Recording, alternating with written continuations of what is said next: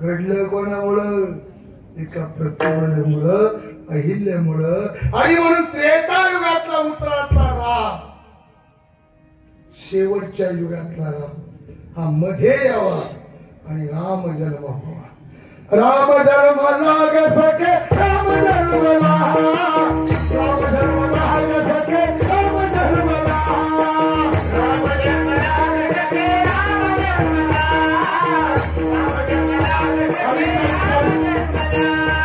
राम जन्मला ग सखे, राम जन्मला, राम जन्मला, राम जन्मला ग सखे, राम जन्मला, राम जन्मला ग सखे, राम जन्मला.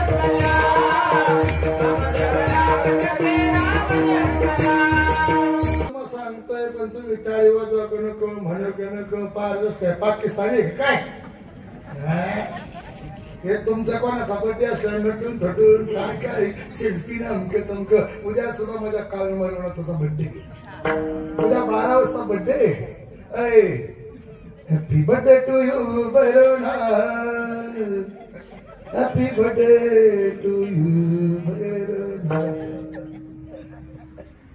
रामाचा जन्म म्हणतो टाळी वाजवा सर्वांनी जसं जमत तसं. राम जन्म लाग सखे, राम जन्म लाग सखे, राम जन्म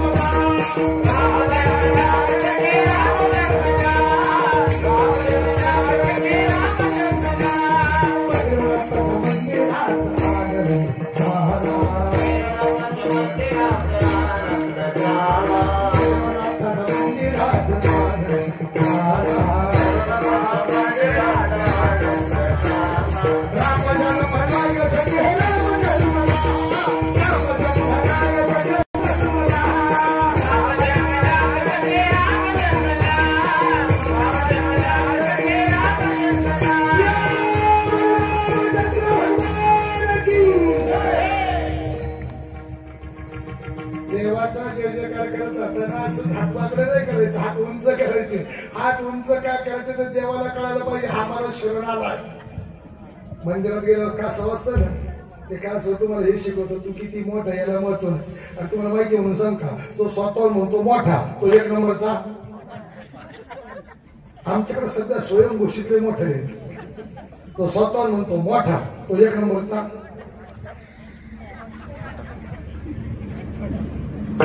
23 वर्षे आपली क्लिप नाही, फेसबुक नाही, इंस्टाग्राम नाही, जाहिरात नाही, टोळी सुद्धा नाही बाबा. आपली टोळी सुद्धा नाही. आपली एकच टोळी वारकरी. जायचं आनंद घ्यायचा, आनंद द्यायचा आणि एक तो लक्षात ठेवायचं आपण जिथं उभा आहोत. माझे भक्त गाती जेथे, नारदा मी उभा तेथे. मग इथं आपण जे बोलतोय हे लोक ऐकण्यापेक्षा त्या लोकांमध्ये सूक्ष्म रूपाने भगवंत आहे. तो भगवंत ऐकतोय आपलं कीर्तन. हे कीर्तन कीर्तनाचा विचार प्रत्येक कीर्तनकाराने जर केला तर त्या कीर्तनकाराचा सुद्धा पैशापेक्षा परमार्थाने कल्याण झाल्याशिवाय आणि काय बोलतो काय वाटते आमचं भगत राहते म्हणतं का जय जयकार करणार की नाही. राम जन्म लाग सखे, राम जन्म लाग सखे, राम जन्म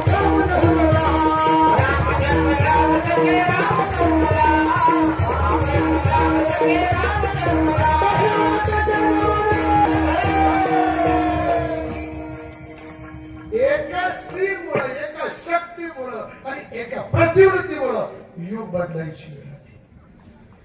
मात्र सांगा आईने पाप केलं होतं का पुण्य? याचा हिशोब आपण करू शकत नाही. उद्या माझ्या भैरवनाथाचा बर्थडे.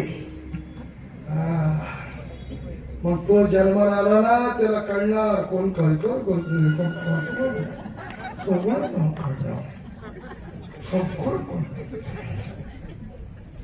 100 रुपयाची वर्गणी देतो 25 वेळा नाव पुकारायला सांगतो. घरी जारचं पाणी पितो इथं ऑफिस मध्ये बिस्किटच्या बाटल्या पण येतो.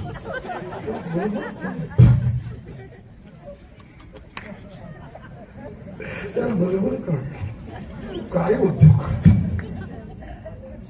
म्हणून उद्या माझ्या देवाचा जन्म आहे. त्या देवाच्या जन्माच्या अगोदर का होईना कमीत कमी आतापासून 23 तास 20 मिनिट चांगलं बघा हा होता. कारण 10 वाजून 40 मिनिट झाले. उद्या तो येणार आहे. त्याचा बर्थडे भयंकर मोठा साजरा होणार आहे. मला बर्थडे साजरा करायला खूप आवडतं. सध्या काय आमच्यामध्ये सुद्धा कोण कुणा कशाच्या माध्यमातून प्रसिद्धी जातो. झेंडे महाराजांशी, धर्माधिकारी महाराजांशी, आमच्या गुरुजींशी आम्ही अमेरिकेला जाणारे कीर्तनाला. कळतं तुम्हाला अमेरिका पहिले नाही काय म्हणते आपलं झेंडा लावलं तिकडे. तुमचं नाव कसं काय झेंडा ठेवलं काय. महाराजांना पण शंकर महाराजांना सुद्धा न्यायची. ही 2 जोडी न्यायची. गुरुजीला सुद्धा न्यायची. नानाला पण देऊ. सोळसकर महाराजांना विनेकर तुम्हाला स्वतः तुम्हाला तुमच्या मी शपावून तिकडे कसं छान म्हणजे हे सावळ्या मानाचं हे मुलं कोणाचं कसं डवलं तर चालत. काही लोकच्या अर्धा तास अजिबात मी इकडं तिकडे दृष्टांता व्यतिरिक्त गेलो नाही. एकाच्या चेर काय कीर्तन धर्म सांगावं, शास्त्र सांगावं, अध्यात्म सांगावं. लोकांना नुसतं धिगाणं झालं. बरं नशीब तरी नव्हतं. हे छोटी छोटी आल्यात, हे तरी आल्यात. पण यांची कोण म्हणतील पप्पा व्हॉट इज कीर्तन. म्हणून नाना महाराज पुढच्या वर्षी 7 ते 9 करा ते म्हणतील. हो त्यांची पण म्हणतील हा तो कीर्तनकार तो महाराज. पाटील कोण होतो नाराज तोच का महाराज असं तरी म्हटली तरी त्यांना महाराज कळत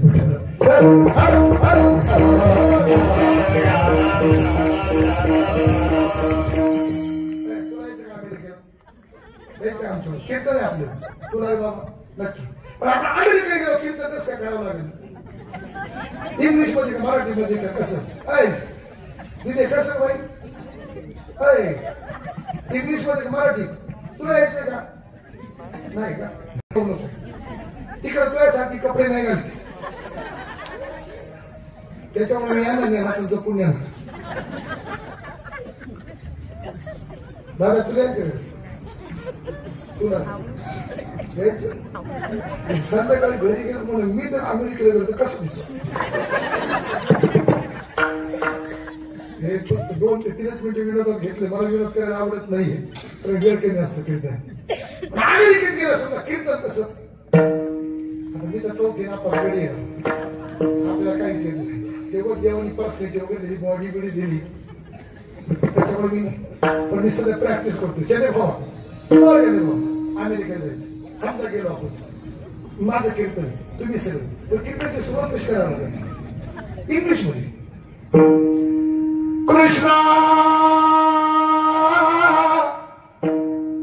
you are the greatest musician of this world. Krishna you are the greatest musician of दिस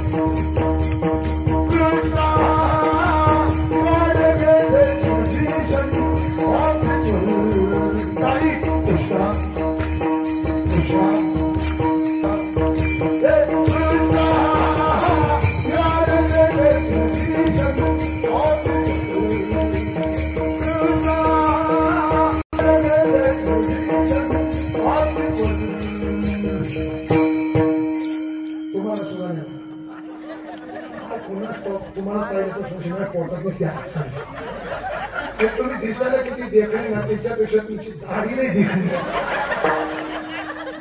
आणि मला अशी दाढी नाही म्हणजे मी वाढवली तिकडे खा ते काय मला मुळात केस लवकर कुरळी होती. अशी वाढली चांगली अशी उलटी भेटली. याला गुरुत्वाकर्षण शक्ती चालत नाही उलट होत त्याला रेंज लागते.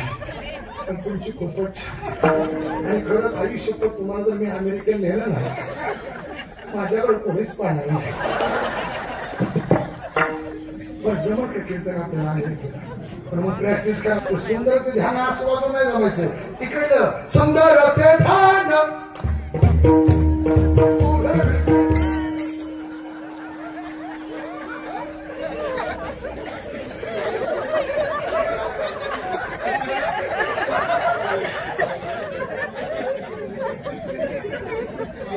आता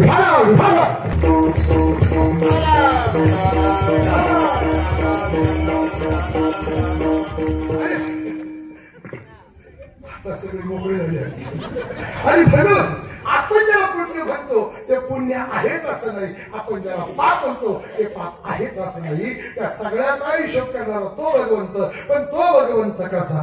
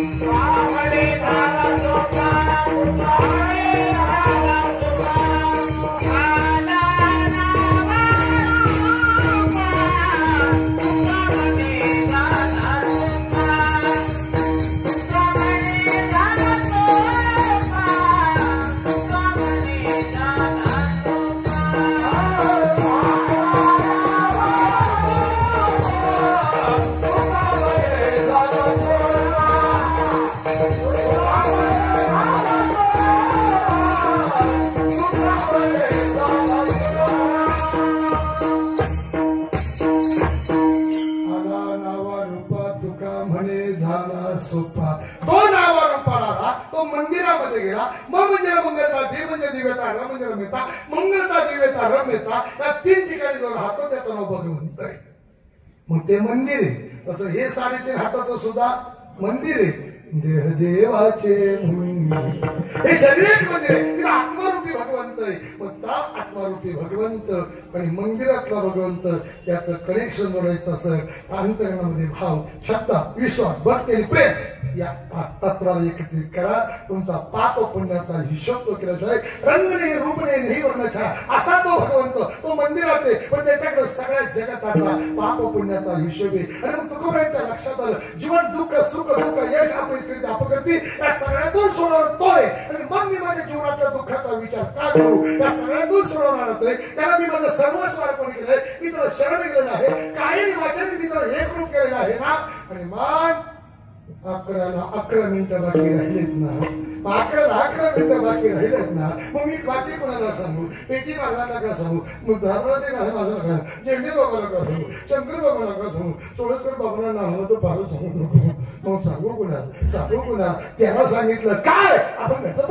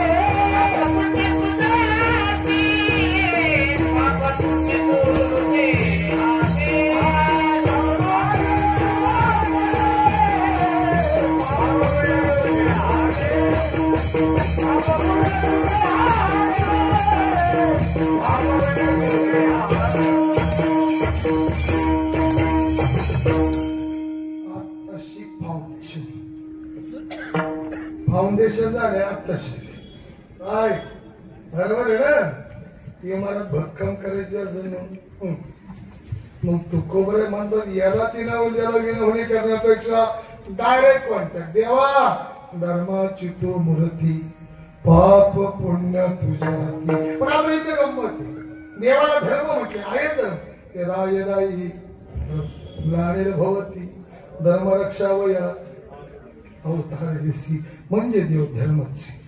पण पुढचं तो मूर्ती आता मूर्ती दोन प्रकार एक वाङ्मय मूर्ती आणि एक अर्चन मूर्ती. वाङ्मय मूर्ती म्हणजे माझ्या ज्ञानोबरायांचा आहे पाठ. वाङ्मय मूर्ती म्हणजे ज्ञानोबरायांची ज्ञानेश्वरी तुकोबरायांची गाथा आदी करून हिंदू धर्मातलं सर्व वाङ्मय ज्ञानेश्वरीचा असलेला हरिपाठ आपल्या हातामध्ये आला तर ज्ञानोबरायांच्या स्मृती जाग्या होतात आम्ही पाया पडतो. ती वाङ्मय मूर्ती पटत नसत तर नाटकात भागवताच्या आरतीमध्ये वर्णन करतात ग्रंथ नव्हे हा श्रीकृष्ण म्हणजे प्रत्यक्षात ग्रंथामध्ये भगवंत आहे ती वाङ्मय मूर्ती. आणि दुसरी मूर्ती जिला अर्चन मूर्ती म्हणतात. अर्चन मूर्ती अर्चन म्हणजे काय जिची पूजा पाठ केला जातो जिला सजवलं जातं शृंगार केला जातो आणि ज्या मूर्तीमध्ये ब्रह्मशक्तीची ताकद असते आणि तिच्यामध्ये प्रसन्नतेच्या ऊर्जेच्या दुःखाचं निवारण होतं ती मूर्ती म्हणजे अर्चन मूर्ती. अर्ध्या मिनिटात पटवून देतो. पंढरीचं पांडुरंग दिसाय कसं आहे सावळ का काळ पार्टी बदलू नका सावळ का काळ हा काळा म्हटल्याने काय होणार आहे का उठाई चाची काळा अनादे भाऊ काळे किती येडे 2025 साली कुठेही मेसेज नाही जाहिरात नाही तरी सुद्धा त्याच्या भेटीला 27 लाख लोकांपेक्षा जास्त असलेले विठ्ठल भक्त वारकरी त्याच्या भेटीला जातात. कोणाच्या कोणा सावळेच्या का काळ्याच्या सावळ्याच्या काय ऊर्जा आहे ना ऊर्जा ही शक्ती आहे ती शक्ती त्या मूर्तीमध्ये ते देवत्व आहे त्याचं नाव ब्रह्मशक्ती तिला सजवलं जातं शृंगार केला. आता ते एवढं काळे पण सुंदर ते ध्यान आवडे हे रूप पण त्याच्याही पण इकडं भाग गेला अवघा झाला 40 तास दर्शन रांगेमध्ये लागला 15 दिवस उन्हाळा पावसाच्या माध्यमातून वारी करणारा वारकरी जेव्हा गाभऱ्यात जातो त्याला पाहतो सगळं देहभान विसरलं जातं आणि मग गाभऱ्याच्या बाहेर येत